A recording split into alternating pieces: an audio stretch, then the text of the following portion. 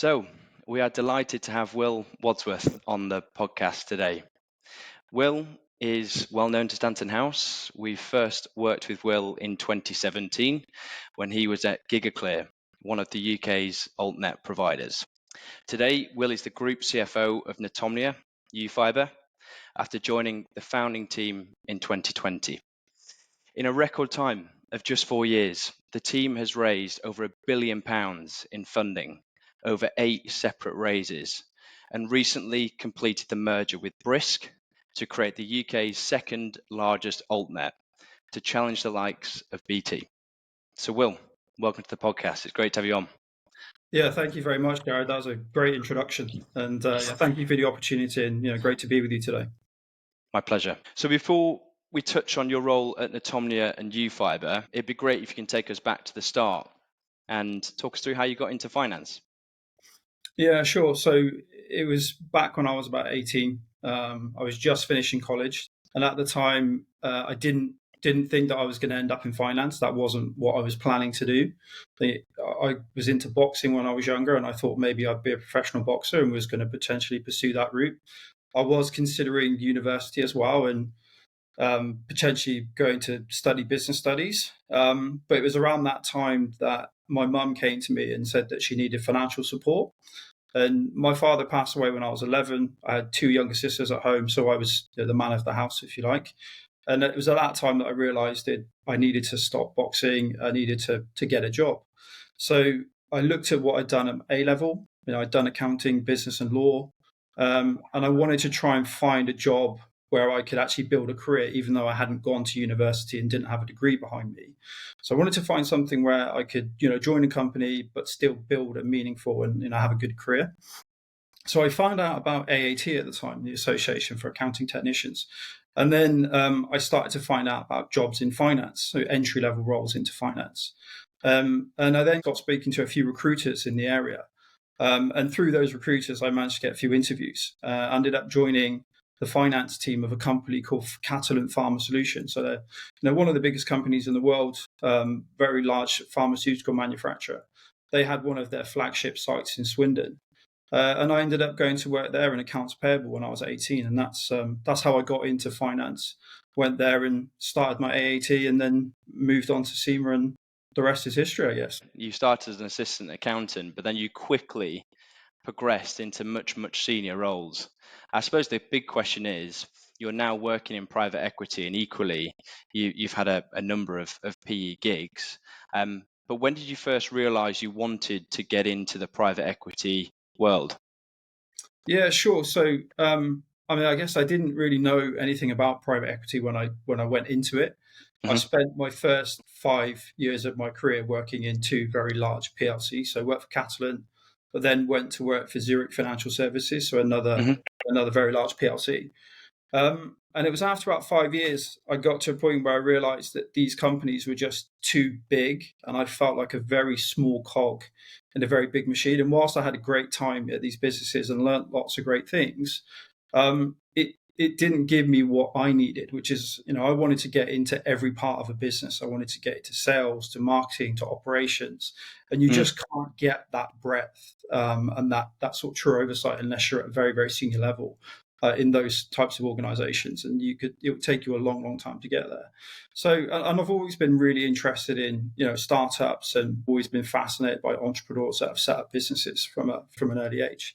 So it was at that time I started to think about leaving and, going into something that was a bit smaller and something where I could get my arms around the business a bit more. And, the finance director who gave me my first job when I was at Catalent, he'd just been offered a CFO job at a private equity backed company. So that was his first time moving into a number one CFO role and also going into private equity, because he was a divisional FD at Catalent.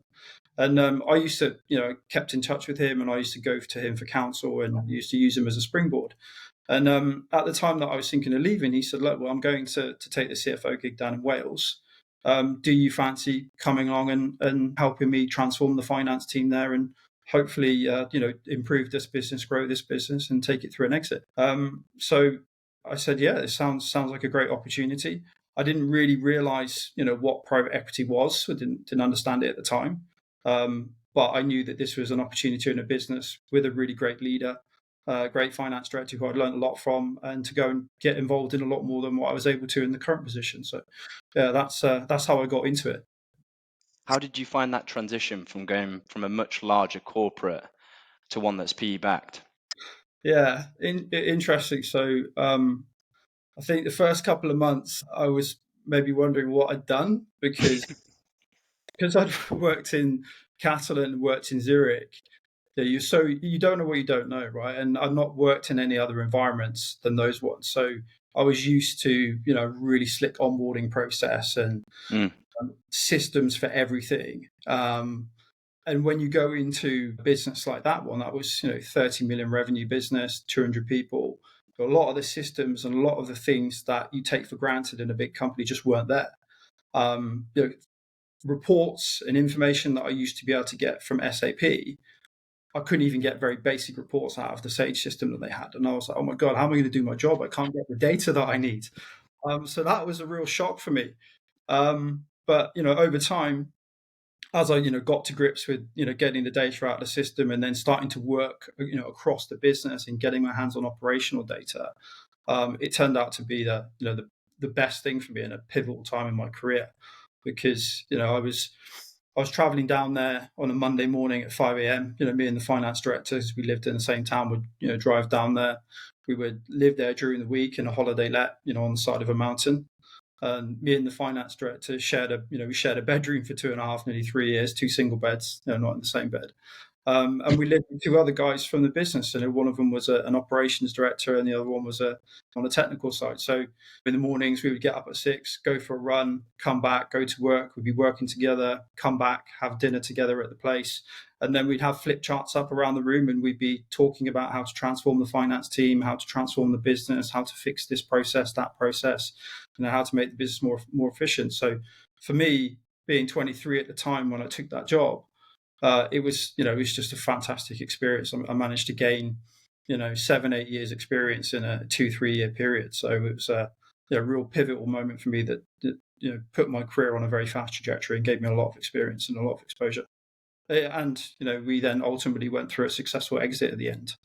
So that was my first time helping prepare a business for exit. Setting up a data room. What was a data room? I had no idea what a VDR was. So working with advisors, preparing due diligence, preparing analysis on the business to present to potential buyers. So that whole process of what you go through when you go to sell a business, I got exposure to at a very early age. And then we ended up selling the business successfully as a very successful trade sale in the end. Yeah, it's amazing experience to get at such a young age. And not a lot of people ever in their career can support or lead a successful exit, especially at the size and the multiple that was. So I suppose that is a real stepping stone for you in your career moving forward. So as the question that I have with that position, you work closely with the CFO and the management team to deliver that transaction. What was the biggest thing that you learned from being so close to the execs during that transaction?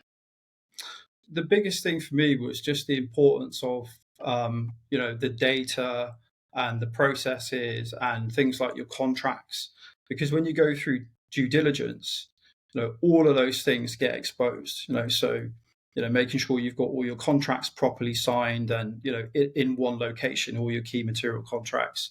When they come in and start asking questions about revenue and margins, you have to have really good data and really good analysis around, where your sales and where your revenue is coming from, and the concentration amongst your customers, and all that sort of type of information that investors are interested in when they're looking at your business. I mean, that stuff was all new to me.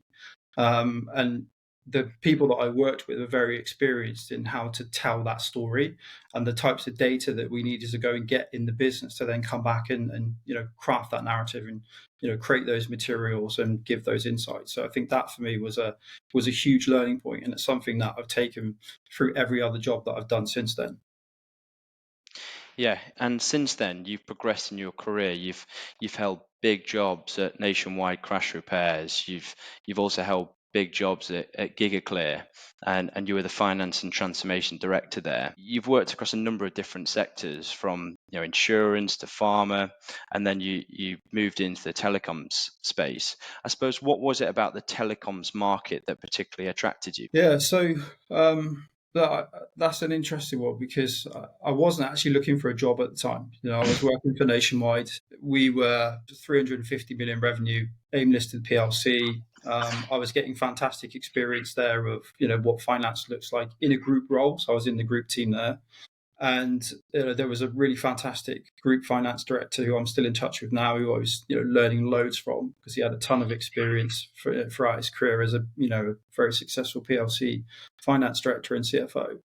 And we were doing one acquisition a quarter where we were, so I was getting a ton of experience on the M&A side as well. But I got approached through my network about this opportunity at GigaClear. It was a startup, something that I always wanted to do.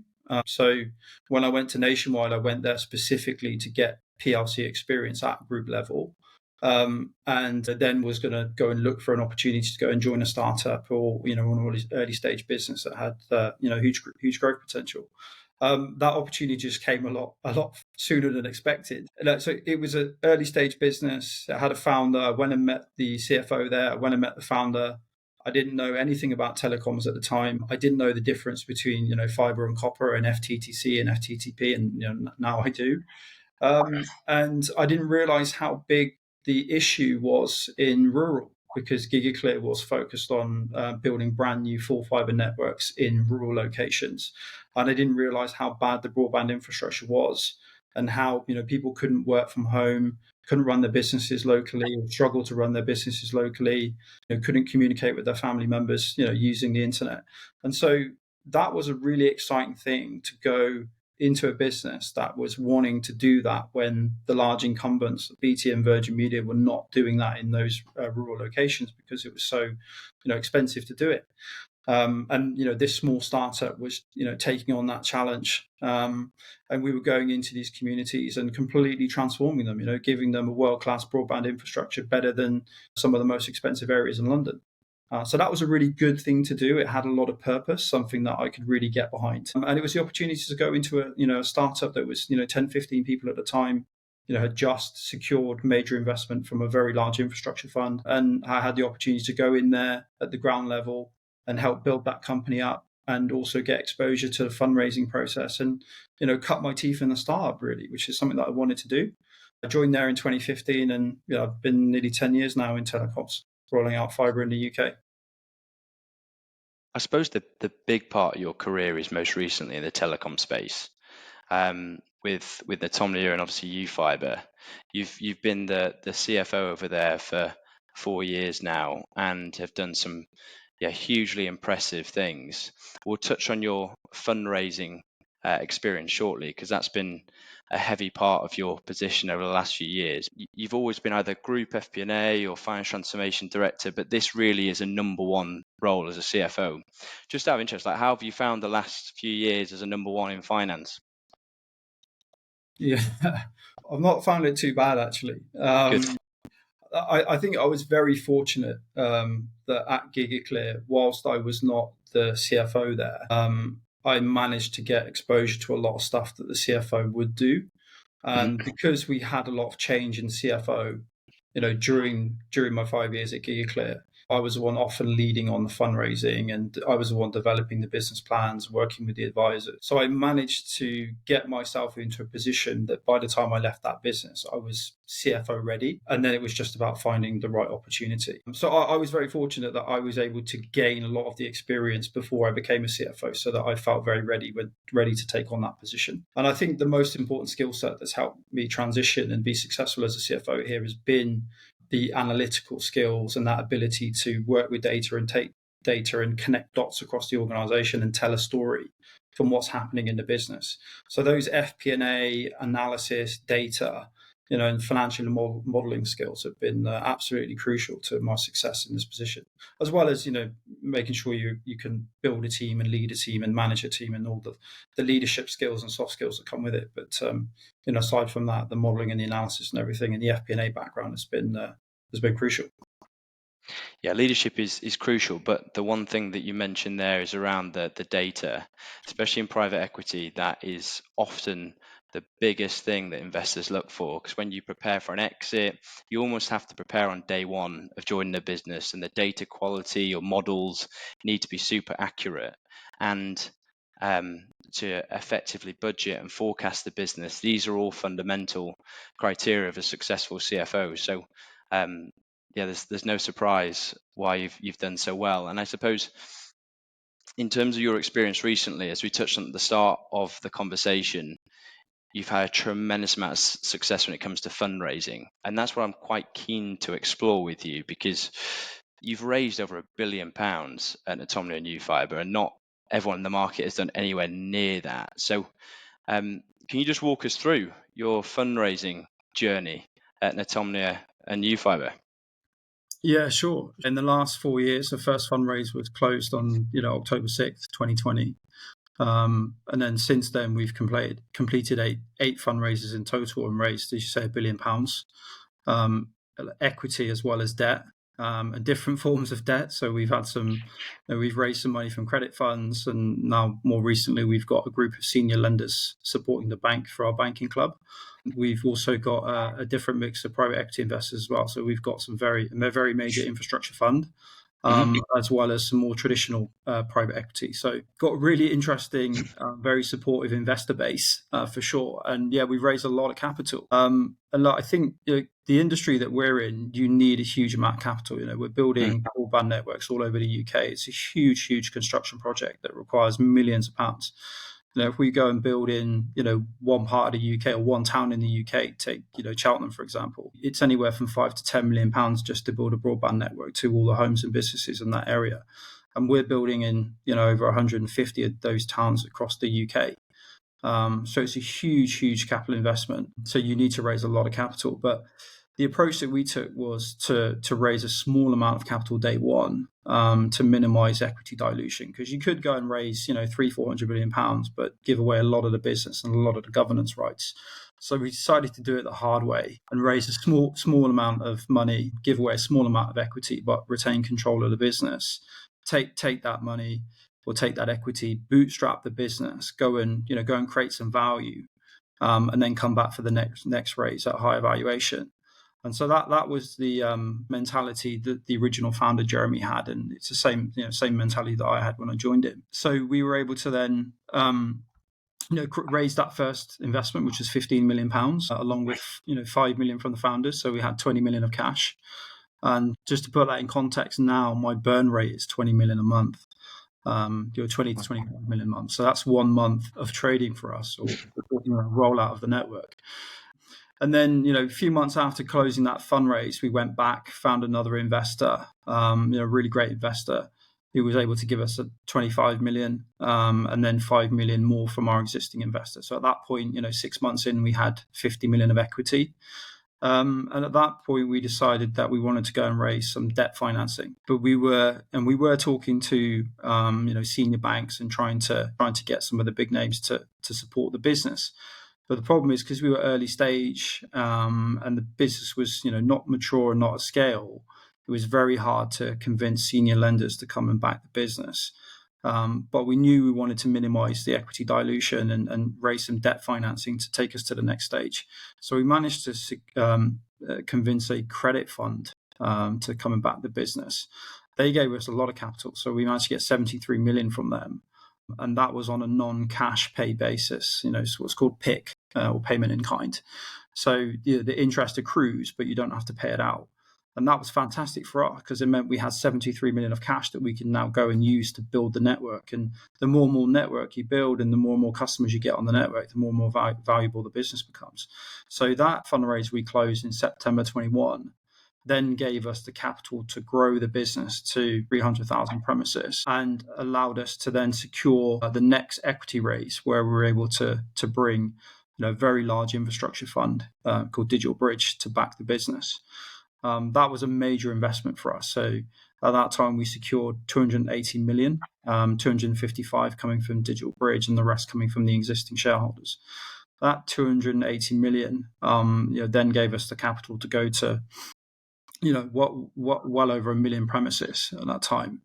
Then we were able to go back to the debt market and raise the senior financing, because then we'd grown the business to a bigger scale, but we now also had a very, very reputable sponsor in Digital Bridge. When you've got an investor like that, the relationships that they have with the banks and the support that they can give the business with fundraising is just incredible. And off the back of that, we were then able to secure our debut senior financing, where we put together a club of 6 banks.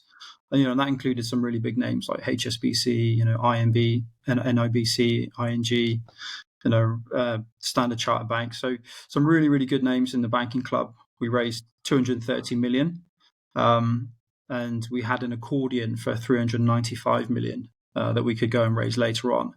And then over the last 18 months, we've been slowly filling up that accordion, which is now, there's not much left to raise. I think there's 75 million left in that accordion to raise. And we've added some really big names again into that accordion. So we've brought Barclays into it. We've got Alpha Bank, we've got JP Morgan, and now First Rand National Bank. First Rand Merchant Bank from South Africa. In total now it's £1 billion that we've raised in that period of time. So it's been one fundraise every 6 months, basically. Tiring process. Yeah. I suppose in terms of the journey with fundraising, you're doing it every 6 months, and clearly you're having a lot of success with this. What would you say has been the biggest learn as a CFO when it comes to successfully raising capital in today's climate? Yeah, I think there's a couple of things there. One goes back to making sure that you've got all the data and analysis and everything to back up the story and what you're telling investors. When you're raising that frequently, you're putting a lot of information out into the market. So your business plans are out there, and the business plan that you put out in the market 3 years ago is a business plan that people will compare back to and say, did you do what you said you would do?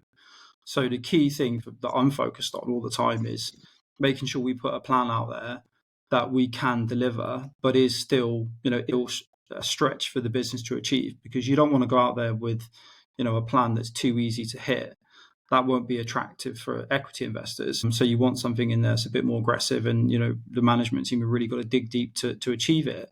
But then when you go to the banking market, you want to go out there with a lender plan that's a bit more conservative, because that's one which covenants are set off the back of. So I think one of the really big learnings there is just the different types of business plans that you need for different types of investors. So, with an equity investor, having something that's a bit more aggressive and a bit more exciting, and, is a bit more of a stretch for the management team, versus when you go to the lenders and you need to go with a plan that's bankable. And I think that's something that we've managed to navigate very well over the last 4 years. We've been on track with a lot of the metrics on our plan, and I think that's something that's certainly quite rare in our industry. And for those sort of CFOs and even CEOs that are going to market to try and raise capital for the first time, what are some of the common questions or even concerns that investors and banks typically ask you as a CFO when it comes to raising capital? One is, the management team and the track record is always something that I think people are focused on. Is has this team done it before? That's something that carries a lot of weight, I think, in these processes. Having the reputation that you have done it before, and then the questions that always come a lot are they're always centered around the scale. And when you've got a plan that's got a lot of growth in it, so 2x growth or 3x growth each year, the questions are how can you increase your output or your volume to go from where you are today to there? How do you secure the resources? How do you get the teams? How do you do the hiring? How do you scale up the supply chain or the contractors that are supporting the business? How do you get the materials that you need if it's a business that requires materials that you procure from your suppliers? So a lot of the questions are really around the scale. How can you handle the scale? How can you get to scale? And how can you continue to stay in control, as you step up? And certainly as a CFO, I think one of the things that the investors will definitely be focused on through, the financial and tax due diligence is the finance team fit for purpose? And, is it able to scale, and is it set for growth, and what does it need to look like in a year's time or 2 years' time? And so I think that's something that I'm very focused on. It's something that I've tried to do early on, is build a team that can scale with the business, and as we go through each stage of growth, that team is not getting outpaced and outscaled. And does those conversations change when it comes to having conversations with investors as opposed to banks in terms of the questions or concerns that they have? Yeah, so I think with the investors, with the equity investors, it's probably more about the scale question, and how do you get there, because you've given them a plan which is going to be a bit more aggressive, and they're going to they'll likely know that it's a bit more aggressive and there's some optimism in there, so there'll be a lot more questions around that. While with the banks, they just want to know that their money's secure, and they're going to be able to earn their interest, and we're going to be able to refinance them at the end. So with them, it's just more about demonstrating that you can hit the numbers that you've said. Going into a debt process, you really want to go into it with a plan where, if the process takes 6 to 9 months, through that process, as you're completing each month and you're getting another month of actuals, you can show every month that you're on track and you're hitting the numbers that you have in your plan. And that gives a lot of confidence. So I think the thing there is really, can you do what you said you would do, and is it bankable really, and is it realistic?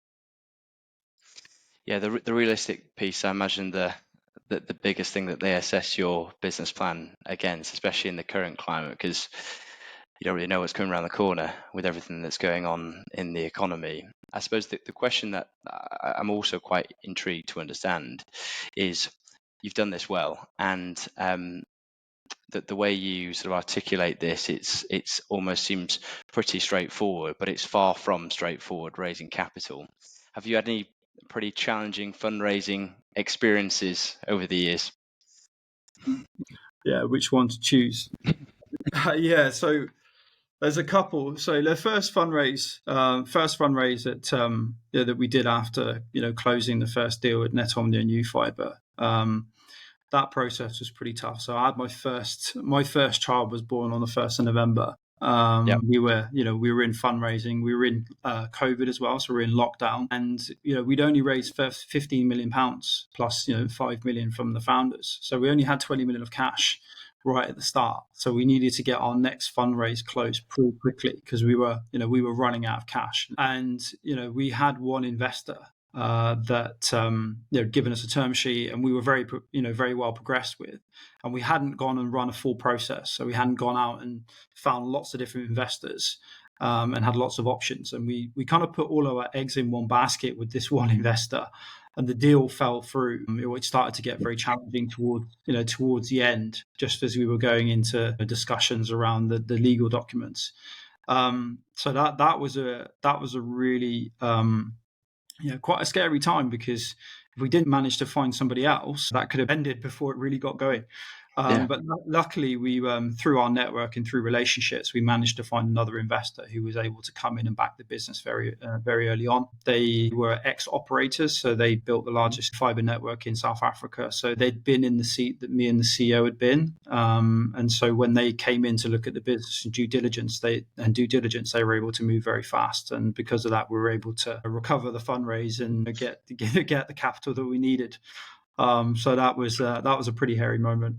Then the next fundraise after that was quite interesting, because we couldn't get the senior debt from the banks because we were too small. So we tried to go and get the money from a credit fund, and there we had a really clever investor who was running the clock on us, because we'd given him a plan, and he wanted to see that the numbers were realistic and the scale was realistic, and we could actually deliver some of the growth that we had in there. So what he wanted to do was slow down the process, so that over the next few months he could see that we actually could ramp up our deployment like we said we could. But fortunately, we were able to, and we did show the growth that we had in the plan, and we were able to hit the numbers that we said we would hit. And then ultimately, we managed to secure that fundraise a bit later. But again, that was also a difficult time, because as each month was going by, you were losing another month of runway on your cash. So if we didn't get that deal over the line, we'd have been pretty stuck at the end of the process. So that was quite interesting. And then when we went out for our debut senior financing, when we raised the 230 million and had the accordion, we went to market at a time when there were some other really big deals going on in the market. So there was CityFibre raising several £billion of debt in the market. There was also Liberty Global and doing their joint venture. So there was a lot of debt capacity being consumed in the market at the time, and all the banks were busy looking at those, and we were coming to market at the same time. So getting the debt away and getting that process over the line was, it took 9 months to get there, but we ultimately got there in the end. You mentioned relationships in that. I wondered, how important are relationships, especially with investors and banks, during capital raising processes? Yeah, so on the debt financing side, it's really important. As I mentioned, we were very fortunate to bring an equity sponsor like Digital Bridge to back the business. Yep. Having somebody like that, the relationships that they have with banks and also with investors, that we wouldn't even know who they were. The access that they have to different pools of capital, and those relationships mean that the business can get access to funding that it wouldn't otherwise get access to.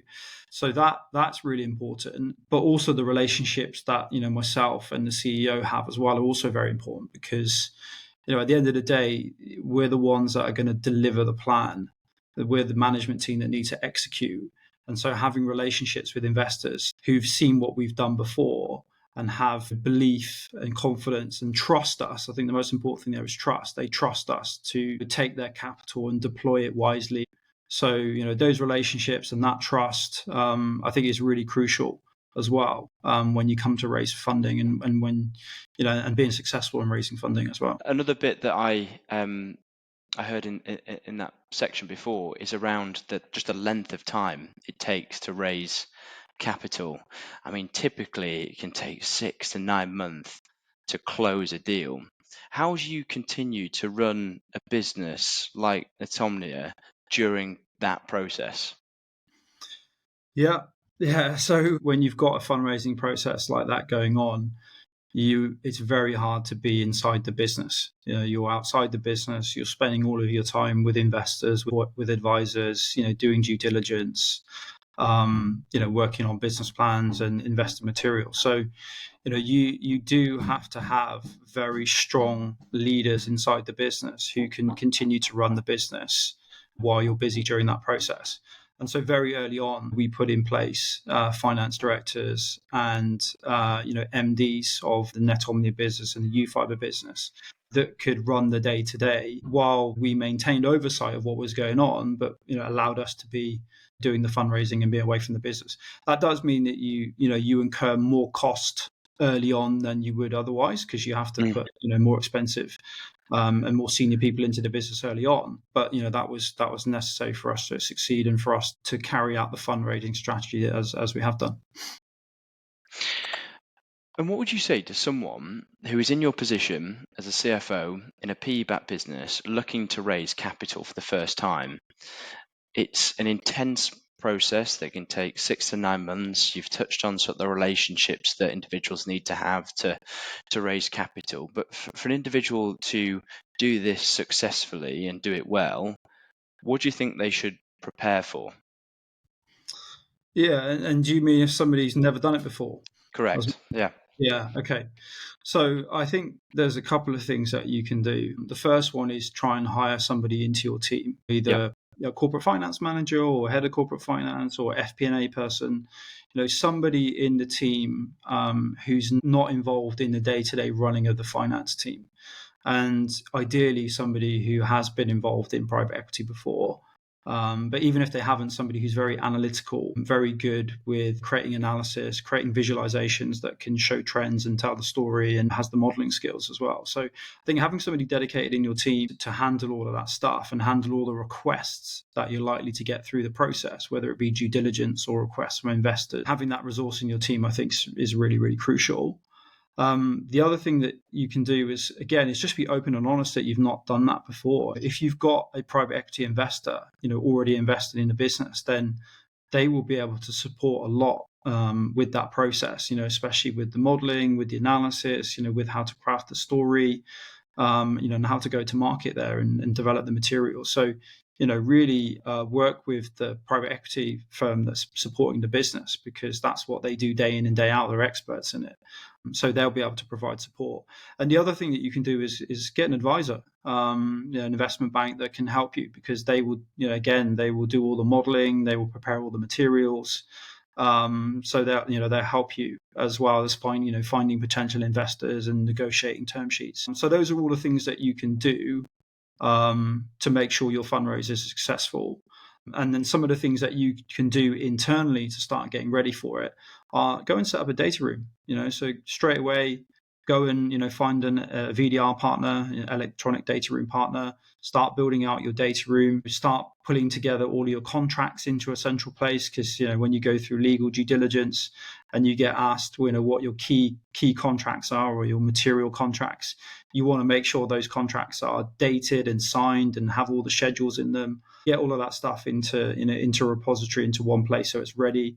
Go and make sure you've got all the all your compliance documents in place, all your VAT returns, all your audited accounts and your certificate of incorporation. And if your company that's registered with the ICO, you've kind of got all of those documents saved somewhere, because you'll need to provide them all. Doing things like your share register and having all your share certificates and all that sort of stuff. Yeah, that's just got to be buttoned up before you go into the process. Otherwise you'll get exposed on something which shouldn't be material, but can become an issue. Of course. Do you find that process differs depending on the size of the capital that you're looking to raise? Yeah. So what I found is the fundraising processes early on, when the business is nascent, are less complex, but are harder, because the business has less data points. It's more about trust, belief.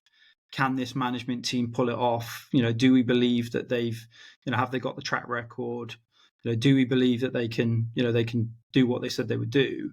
So that's much more of a sales job on the CEO and the CFO to go out there and convince investors, because you've got limited data points. So you really are relying on your track record in another business or in the industry, so having prior experience of doing it before.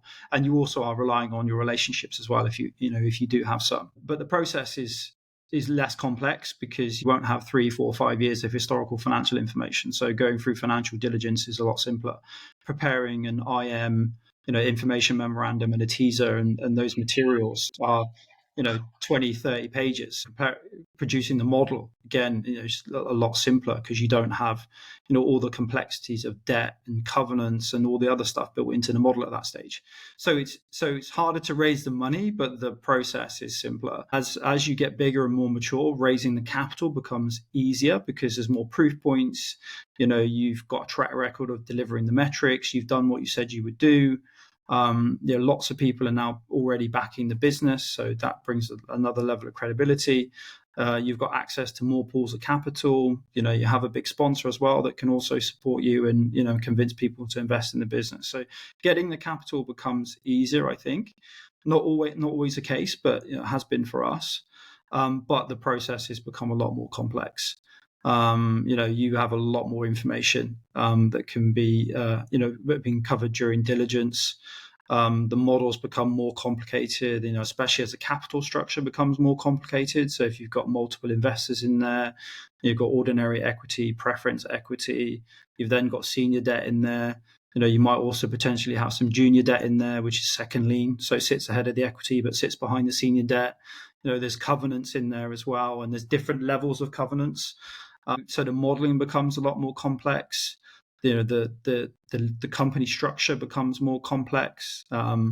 And just the materials that you go out to market with tend to be a lot more complex. So, the diligence reports now are 150, 200 pages on just on commercial diligence, and you've got the same again on financial and tax, and then the IM that you tend to go out with as well is a lot thicker, and you're going out with an IM that could be 100 slides. So yeah, there's a lot more complexity that comes. And obviously the negotiation around the legal documents and shareholders agreement and loan agreements becomes more complex, but getting access to the capital tool tends to be easier as long as you're delivering your numbers and doing what you said you would do. Then access to capital is easier. You must have put in some late nights over the years with all this. Yeah, I've got a few more grades. Yeah, it's a tough old process, but you've done very well from it, which is great. And just a couple of closing questions. Looking ahead, what do you think are some of the key skills a CFO needs in today's market to really thrive in a PE-backed business like yours? So I think I've mentioned it. A few times. I think the data. The analytical skills, so the ability to work with data, get access to data. Certainly the people in my team go beyond just the use of Excel. The guys in my team, they tend to know how to use SQL. They can query databases directly and pull information from operational systems, from financial systems, and then blend it together and use tools like Power BI and other data visualization tools. So I think that's a really crucial skill set. I think the analytical mindset. So it's not just having the ability to work with data, but actually how to understand what that data means and how to tell a story from it and how to use it to connect the dots. So taking operational data, blending with financial data to tell the story, to say to people that this thing that you're doing over here operationally is having this financial impact, or why are we selling more successfully with one customer or in one region versus another, and being able to then dig deep into that and understand really what are the drivers. Is it the demographics in the area? Is it the types of customers? Is it the pricing? The level of competition in the area? So these are all the types of analysis and questions that you'll get. So having the skills to be able to tell that story and get in under the hood of what's actually happening in the business and what the real drivers are is crucial. I think that the financial modeling skills, I think, are really crucial. It goes way beyond just the three statement modeling, especially when it comes to modeling the capital structure and as I mentioned, modeling in different forms of debt into the plan, and trying to work out what the optimum capital structure is. So the financial modeling skills become also very crucial. And then the last one is the presentation and the storytelling. You have to be able to craft that model, have all the data to back up all the assumptions in your model and all the trends, but then also be able to turn all of that data into visualizations, into pictures that can tell the story. And then you have to be able to go and tell that story. You have to be able to get in front of banks, get in front of investors. Sometimes you can have 10, 15 people on the call, and you've got to then also be able to take people through the story, explain numbers, explain what's happening in the business. So, being a storyteller and having strong presentation skills and communication skills is also really crucial. Just closing, Netomnia, YouFibre. At the start of the conversation, we touched on the fact that you've just merged with Brisk, which is amazing. But what are the plans for the business over the next sort of 18 months? Yeah, absolutely. So really, really pleased that we got the merger done in August. Fantastic team on the Brisk side, really great management team that we've got to know over the last 18 months. So with the merger, we're fully funded to build to 3 million premises across the UK. So that's 10% of homes and businesses across the UK. We're also funded to get to 1 million customers on the network. So that's a very meaningful customer base. If we got to 1 million customers now, we'd be the 6th largest ISP in the country, behind the likes of, BT, PlusNet, Vodafone, Virgin Media, TalkTalk. So it put us right up there with the big ISPs. And so we're about halfway or 2/3 of the way through that plan. We'll aim to get to 3 million by the end of next year, and then carry on adding customers to the network. But look, we would love to do more than 3 million. So one of the things that we're looking at now is how can we increase our business plan to go even further than 3 million homes and cover even more of the UK and have even more customers on the network. I think we've got some big milestones coming up as well. So next year, towards the end of next year, so Q4 is the first time or the first month where we'll go EBITDA positive, which is Fantastic. pretty much 5 years. If we get there in October, it'll be 5 years exactly from the first fundraise. So 5 years to get to profitability. And in terms of revenue next year, the business will be about 100 million revenue next year, and then going upwards from there. So yeah, it's been a crazy journey, but it's all looking positive at the moment. What a journey it's been over the last 4 years.